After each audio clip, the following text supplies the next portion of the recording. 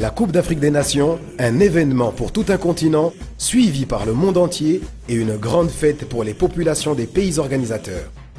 En 2012, le Gabon accueille avec la Guinée équatoriale sa 28e édition. Au Gabon, l'organisation de la CAN a nécessité la mise en place d'infrastructures sportives colossales, réparties sur deux pôles, Libreville et Franceville.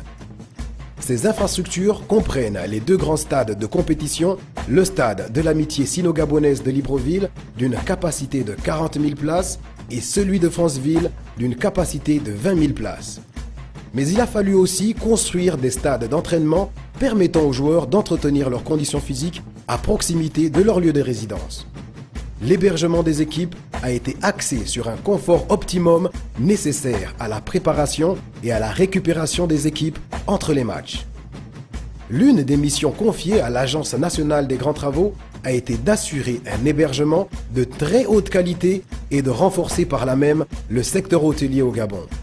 Ces nouvelles structures d'hébergement seront d'ailleurs pour la plupart sous la tutelle du ministère de l'économie et du tourisme après la Coupe. Dans la même optique, les jeunes footballeurs gabonais pourront profiter des nouveaux stades d'entraînement après la CAN et les stades de compétition pourront accueillir de grandes manifestations sportives et culturelles.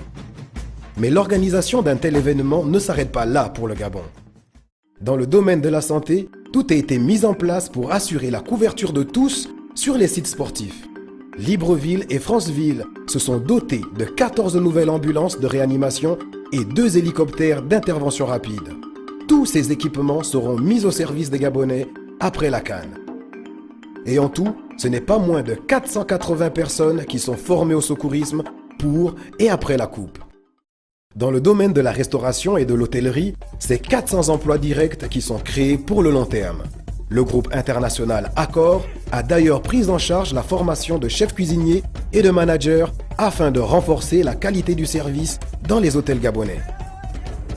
Et n'oublions pas les 1000 jeunes bénévoles formés dans tous les secteurs de l'accueil et de l'assistance qui recevront un certificat de formation en fonction des efforts accomplis.